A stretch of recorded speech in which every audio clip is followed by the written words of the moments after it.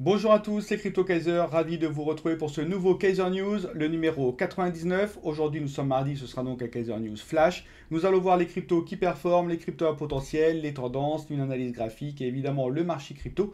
Et je vous propose donc de démarrer dès maintenant. Allez, on y va.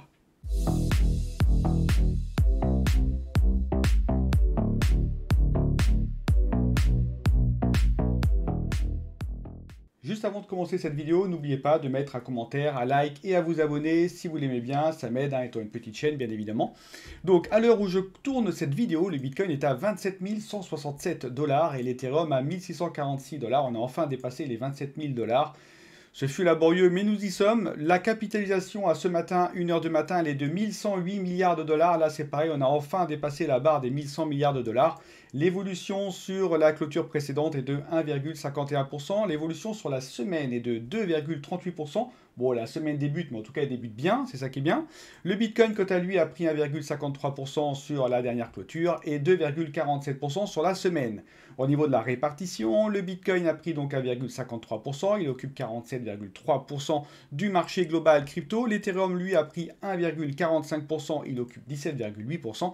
Et les altcoins, 1,51% de progression en daily et ils occupent 34,9%. Donc grosso modo, tout le monde a performé à peu près de la même manière. Donc au niveau de la dominance, on reste assez flat. Pour rappel, c'est une dominance avec vision hebdomadaire. Concernant maintenant le sentiment en crypto, le fameux Fear and Greed, nous sommes, ça y est, dans le neutre. Nous sommes arrivés à 46. Effectivement, l'affaire FTX est maintenant un petit peu passée. Pour rappel, c'était cette fameuse vente de 3,4 milliards d'actifs qui a été validée par la justice américaine. Alors bien évidemment, ça ne se fera pas d'un coup. D'ailleurs, c'est 100 millions de dollars à écouler par semaine, pas plus. Donc ça revient à ce que je vous expliquais. Il y a le FUD qu'on a eu autour de FTX. Il n'y a pas un mec qui est derrière son ordinateur et il vend tout d'un coup. Forcément, après, il y a des règles à suivre. Ça ne se fait pas comme ça. Donc là, c'est ce qui est en train de se mettre en place. Donc évidemment, ça a un petit peu rassuré les investisseurs. Donc nous avons d'un côté effectivement tout ce qui ne va pas entre la SEC et FTX, enfin bref, plein de nouvelles comme ça. D'un autre côté, on a quand même la perspective des ETF Bitcoin qui donnent quand même pas mal de baume au cœur à la sphère crypto. Donc l'un et l'autre, grosso modo, ça s'annule et ça fait un espèce de statu quo, donc on reste dans le neutre. Alors on va peut-être pas y rester très longtemps parce qu'on va voir après qu'avec les indicateurs économiques, nous avons la fameuse décision de la Fed qui va arriver le 20 septembre, c'est-à-dire mercredi, donc il faut se tenir prêt, volatilité à prévoir. Et sur les 200 jours, on voit quand même qu'on a une trendline qui est légèrement descendante ici, donc on a eu notre ascenseur émotionnel avec FTX, on remonte tranquillement la pente et là nous sommes pile au niveau de notre trendline. Côté analyse graphique du Bitcoin, donc la semaine commence bien, on peut voir cette belle chandelle verte ici, pour rappel je suis en hebdomadaire sur le Bitcoin, je n'analyse plus l'Ethereum parce que c'est quand même le Bitcoin qui drive le marché pour le moment, donc il y en a beaucoup qui prédisent qu'on va avoir des espèces d'impulsions comme ça et comme ça, moi j'en doute personnellement, moi je pense qu'on ira au maximum jusqu'à la Kijun. Voilà, mais à mon sens, c'est pas encore l'heure pour le Bitcoin de partir to the moon. Il y en a même qui annoncent le début du bull run, ça y est. Moi, je suis pas trop de cet avis. Je pense qu'on va encore latéraliser et consolider. Arriver sur la Kijun, on devrait repartir, à mon sens, plutôt vers le sud. Et à un moment donné, il y aura une bataille au niveau de la SSB ici, la SSA là. Donc là, c'est aussi un niveau, les 24 288, qui a bien tenu au niveau des cours de clôture, ici et puis un petit peu avant. Là, je l'ai pas sur le graphe. Mais grosso modo, à mon avis, ça sera ce niveau versus la SSB. On verra qui gagne. Soit on part vers le nord, c'est-à-dire qu'on sera au-dessus du nuage hebdo ou en dessous du nuage hebdo. Ça, je peux pas vous dire, malheureusement. Les probabilités sont à peu près équivalentes. J'aurais peut-être moi une petite préférence pour au-dessus du nuage hebdo, mais sans aller après très loin. On va continuer à latéraliser, mais au moins on passera par-dessus le nuage hebdo. Et la lagging spine, elle, ça y est, elle est rentrée dans le nuage hebdomadaire. Donc ça, c'est pas mal. Mais attention, on a encore les prix qui sont en dessous de la Kijun, en dessous de la Tekan. Donc à mon sens, ça, c'est pas du tout aussi à moyen terme. Il faut encore attendre. Par contre, si derrière, on franchit qu'on arrive au-dessus du nuage hebdo, là, effectivement, on pourra commencer à avoir un biais légèrement haussier sur le moyen terme. Affaire à suivre. Côté calendrier économique. Alors aujourd'hui, on a évidemment l'annonce du CPI au niveau européen. Donc year to year, 5,2%. Un peu mieux que ce qu'on attendait. Mais on a quand même augmenté les taux, pour rappel. Voilà, donc c'est surtout demain que tout va jouer ici, le Fed Interest Rate Decision à 20h. Donc c'est là si on saura évidemment si la Fed a décidé d'augmenter ou pas ses taux. Pour rappel, le marché a pricé un maintien des taux à 5,5%, c'est ce qui est noté ici en forecast. Si jamais on reste à 5,5%, dans ces cas-là, je ne pense pas qu'il y aura énormément de volatilité. Par contre, si jamais on diffère de 5,5%, effectivement, là, il faut vous attendre à pas mal de volatilité. Donc si vous êtes en position, faites quand même très attention. C'est vraiment, s'il y a de la volatilité à prévoir, c'est demain à 20h. Là, c'est vraiment un gros catalyseur qu'il peut y avoir, notamment si la Fed suit la décision de la BCE et augmente également ses taux. Là, à mon avis, on va pas du tout partir vers le nord, mais on ira plutôt taquiner notre fameux niveau des 24 288 $. Pour le reste, je continue avec le fameux top 20. Donc nous avons, alors que du vert, hein, déjà ça c'est pas mal, hein, ça rappelle un peu Wimbledon. Donc ça c'est bien, le Bitcoin 2%, l'Ethereum 1%, d'accord, le BNB 216, hein, il évolue pas trop celui-ci malheureusement. Le XRP par contre est revenu au-dessus de la barre de 0,5, pas mal pour le XRP, hein. Bon, il était évidemment à d'autres cieux lorsqu'il a gagné son procès contre la SEC, mais on va pas quand même bouder le fait qu'il soit reparti au-dessus des 0,5, c'est quand même bien. Le Lido Stake, ça je vais pas trop en parler, ça cartonne bien. Cardano, 3%, il est repassé au-dessus du Dogecoin de Cardano, hein. Pas mal, hein. À peu de choses près, mais pour le moment il est au-dessus, hein. On n'en parle pas beaucoup du Cardano, mais juste je pense qu'il place ses cartes, c'est pas mal. Le Dogecoin, lui, 1%, c'est pareil, on n'en parle pas beaucoup du Dogecoin, mais il est toujours là, hein, en snipe, hein. Le Toncoin, alors lui, c'est vraiment le challenger, hein. Effectivement, j'ai regardé si je pouvais rentrer dessus, mais malheureusement, là, à date, c'est pas possible, hein. L'ascension est trop forte, il faut que j'attende un retracement, donc c'est ce que je fais. Mais ça sera peut-être lui le challenger, hein, pour le prochain bull run, donc à surveiller très très près le Toncoin. Le Solana qui a pris 5%, très belle opération également du Solana, hein. Dis donc, il revient au-dessus des 8 milliards, 8 milliards 133 millions, pas mal. Le Tron, lui, pareil, il a repris 1% à 7,5 milliards. Polkadot, pareil, il reprend 1%, le Polygon 2%, et puis on a le Litecoin, hein, qui reprend 5% également, pas mal aussi pour le Litecoin. Allez, je continue maintenant avec les cryptos qui ont le mieux performé, donc les cryptos vertes, hein, grosse capitalisation de 1 à 250. Donc évidemment, ce sont les cryptos les moins risqués, mais ça reste risqué. Donc minimum de ces cryptos vertes, 75% dans votre portefeuille. Donc on commence sur les dernières 24 heures avec Wimix. Wimix qui a pris 21 places. Alors Wimix, ça c'est une plateforme de gaming, hein, c'est du play to earn qui est basé sur une blockchain EVM. Donc elle a pris 20% d'augmentation du prix, pas mal un Wimix. Par contre le supply, 33%, je trouve que c'est un petit peu faible. Ensuite on a eCash. eCash qui a pris 8 places, il est 72e. Au niveau de l'indice supply, il y a 93% du supply circulant, ça c'est vraiment très bien. Il a pris 14% au niveau du prix. Alors eCash, ça c'est vraiment une monnaie digitale qui est décentralisée. C'est vraiment axé sur la rapidité. Et moi ce que j'aime bien, c'est qu'il y a une roadmap qui est quand même très détaillée, hein. L'équipe est assez ambitieuse. Eux ce qu'ils veulent, c'est que dans un premier temps, une transaction soit effectuée en moins de 3 secondes. Et leur objectif ultime, c'est de passer de 100 transactions secondes à 5 millions de transactions secondes. Donc ils veulent vraiment que eCash devienne la plateforme de paiement universelle. En tout cas, ils s'y emploient, donc c'est très bien. Et puis on a Aleph 0, hein, qui ferme la marche, qui a pris 4 places. L'indice supply, 71% du supply circulant, et puis il a pris 7% au niveau de l'augmentation du prix, ce qui est quand même très bien. Donc ça, c'est vraiment une infra Web3, hein, sur laquelle il est possible de déployer des applications décentralisées qui sont scalables, sécurisées, respectant la vie privée aussi, hein, ça c'est toujours important, et à faible coût.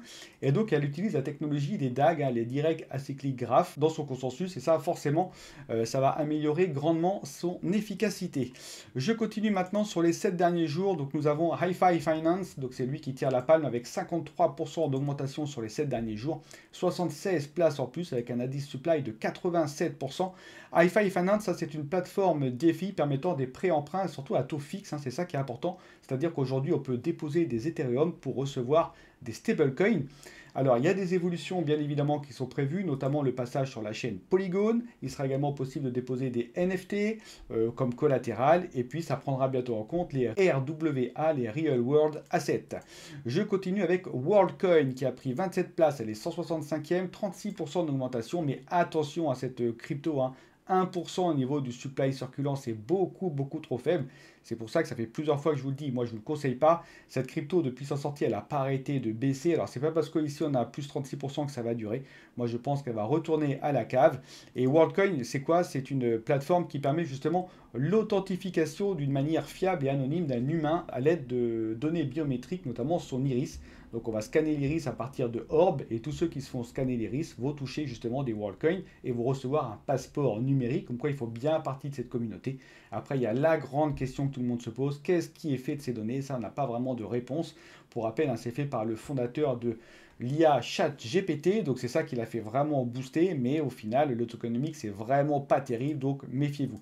Et ensuite on a Wimix qui a pris 24% sur les 7 derniers jours, 18 places en plus, j'en ai déjà parlé ici. Allez, je continue maintenant avec les tokens jaunes, les cryptos de capitalisation 251 à 800, donc plus risqués. pas plus de 15% dans votre portefeuille.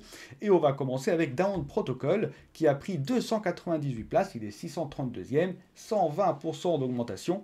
Donc Dawn Protocol, c'est quoi? Ça, c'est une plateforme de e-gaming. Comme on pourra le voir, le gaming revient. J'ai l'impression quand même dans les cryptos, dans les Kaiser News, on en parle de plus en plus. Donc à surveiller, on verra ça notamment vendredi et samedi avec l'analyse des rubriques, catégories. Pour rappel, maintenant, nous avons des catégories qui regroupent des cryptos d'un même domaine pour qu'on puisse un peu analyser les tendances. Et donc, je pense que le gaming va quand même prendre un petit peu de galon. Donc, en tout cas, Dawn Protocol, très très bien pumpé. Continuons ensuite avec Referium qui a pris 232 places, 609e. 88% au niveau de l'augmentation de prix, c'est quand même très très bien. 98% au niveau de l'indice supply circulant, ça c'est pareil, c'est très très bien. Et Referium, ça c'est une plateforme pour visionner des streams de gaming encore. Ensuite, on a Multichain qui a pris 67 places, 32% d'augmentation en plus. Pareil, l'indice supply qui est quand même assez faible, 19%. Alors, Multichain, ça, j'en parle pas mal ces derniers temps dans les Kaiser News. C'est un DEX Multichain qui est cross-chain. Moi, je le trouve vraiment très bien fait, ce DEX. Il est clair, on peut swapper, il y a des pools. On peut farmer, il prend également en compte les NFT, etc. Mais c'est dommage parce que l'indice supply est quand même pas terrible. Ensuite, sur les 7 derniers jours, nous avons Manifold Finance qui a pris 129%, 233 places en plus, un indice supply qui est tout à fait bon, 83%, c'est très bien. Manifold Finance, ça c'est une plateforme DeFi qui propose des rendements via de l'arbitrage. Donc, pour rappel, c'est d'ailleurs ma vidéo sur SmartDex, l'arbitrage, c'est on peut avoir un token qui a deux prix différents dans deux exchanges centralisés par exemple, et du coup on va en acheter dans l'un pour revendre dans l'autre, et ça c'est ce qui s'appelle faire un arbitrage. Et donc ça propose justement des rendements par rapport à des arbitrages qui sont effectués sur la plateforme. Et on peut également avoir du lending, on peut avoir du staking d'Ethereum aussi, donc c'est ça qui est intéressant. Et donc voilà, ça plaît bien, en tout cas il a très très bien augmenté. Bravo Manifold Finance. Ensuite on a Solve, j'en avais déjà parlé il n'y a pas très longtemps, qui est en deuxième place, qui a pris 151 places, 70% d'augmentation au niveau du prix. Un indice supply qui est juste, mais ça passe, 64%. Ça, c'est une plateforme qui est vraiment dédiée à la santé, et ça me rappelle d'ailleurs un peu Doctolib. Donc ça permet en fait de trouver un médecin, de recenser ses rendez-vous médicaux. On peut également stocker des documents assez confidentiels sur notre santé dans l'application. Alors après, moi, par rapport à la santé, j'ai pas d'indicateur fiable qui me permet de statuer sur le fait que la catégorie santé va bien pumper pour le prochain bull run. Et puis au-delà de ça, est-ce que les personnes vont adhérer à ce type d'application alors qu'on a déjà, nous en France, Doctolib, mais on a l'équivalent dans d'autres pays? Est-ce que les cliniques aussi vont entrer dans le game? Ça, je ne sais pas. Ensuite, on a Frontier qui a pris 165 places, 61% d'augmentation en plus. Donc ça, Frontier, c'est un wallet non custodial qui est vraiment multiplateforme. Donc on peut avoir les extensions, donc sur Chrome, Brave, Internet Explorer. Il existe aussi sur mobile, iOS, Android. Et il est également multi-chain. Donc il existe sur Cosmos, Polkadot, Ethereum, NIR et Solana. Donc assez transverse finalement, et donc il permet de faire du swap, du bridge cross-chain, de la DeFi également, on peut fermer, on peut faire du lending, il prend en compte les NFT, etc. Donc extrêmement complet, 61% en plus, bravo Frontier. Je continue maintenant avec les tokens rouges, donc les petites capitalisations, 801 à 2000, donc attention, quand même assez risqué, pas plus de 10%. Donc je commence avec Maro, donc Maro qui a pris 194 places, 99% au niveau de la list supply, ça c'est vraiment pas mal. Et puis 62% au niveau de l'augmentation du prix, très bien. Donc ça propose vraiment une infra pour la création et la publication d'applications décentralisées. Donc ça propose un wallet pour mobile, ça propose également un wallet web, et puis toute une plateforme où il est possible de gérer et d'exploiter finalement les applications décentralisées. Ensuite, nous avons Wall Street Bet App qui a pris 21%, 77 places en plus, 100% au niveau du supply, ça c'est très bien également. Donc ça c'est vraiment du gambling, c'est du jeu en ligne casino on va dire. Donc on a le pile ou face, on a les jeux de dés, on a le jeu de cartes, on a les jeux de roulette, rouge ou noir. Et c'est vrai que moi à l'époque j'avais été un petit peu réticent, il y avait des liens qui étaient morts, le site était incomplet, il n'y avait pas d'audit, il n'y avait pas de white paper, etc. Là je suis retourné sur le site, ça s'est grandement amélioré, sincèrement. Donc peut-être quand même qu'il faut la considérer cette application, parce que c'est vrai qu'elle a bien pumpé, l'indice supply est très bon, et puis tout ce qui est gambling, on verra que c'est vraiment une catégorie qui pump énormément également. Donc affaire à suivre, Wall Street Bet. Je l'ai quand même mis dans mes applications à suivre. Ensuite on a Vision Network qui a pris 58 places, 9% d'augmentation en plus. Par contre on a un indice supply qui est quand même relativement faible, 25%, pour moi c'est trop faible. Ça c'est vraiment un métaverse qui est sur la blockchain avec la gestion des NFT bien évidemment, c'est-à-dire qu'on pourra assister à des événements avec des NFT, c'est-à-dire qu'on peut acheter des parcelles immobilières avec des NFT. Je continue avec, sur les 7 derniers jours, PlayZap qui a pris 163%, 445 places en plus. 14% au niveau de son indice supply, c'est dommage, c'est un peu faible. Pourtant, c'est pas mal, hein. PlayZap, j'ai été voir. C'est une application mobile hein, que vous pouvez avoir sur iOS ou Android qui vous permet donc de jouer, bien évidemment, et jouer à des jeux assez usuels, hein, les bubble shooters, le solitaire, etc. Et c'est du freemium, hein, c'est-à-dire que c'est du free-to-play. En fait, tout le monde peut jouer et à force de jouer, on va avoir de l'expérience. Et plus on a d'expérience, plus on va pouvoir toucher des PlayZap Coins. Donc franchement, le jeu est très bien fait, ça fait très pro.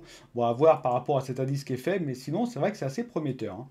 Ensuite, on a Alex B20, ça j'en ai déjà parlé, hein, il a pris 395 places, 153% d'augmentation de prix hein, sur les 7 derniers jours, bravo à lui également. Donc ça c'est un ordinal hein, qui a été délivré par Alex Protocol, et c'est vraiment un protocole qui apporte la DeFi sur le Bitcoin, hein, c'est-à-dire qu'on va pouvoir faire du lending, du borrowing, il y a un DEX, on va pouvoir trader du STX, du BTC, de l'Alex, mais aussi beaucoup d'ordinals.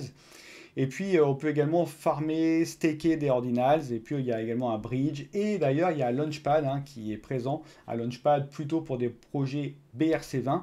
Mais voilà, ça tourne vraiment, vraiment autour quand même des ordinals, hein, ce truc-là. Ensuite, on a le Baby Shiba Inu qui a pris 284 places. Bon, c'est pareil, en fait, c'est pour contrer le Baby Dogecoin. Hein, les deux là, ils se tirent la bourre. Donc voilà, quand il y en a un, il y a l'autre qui sort juste derrière.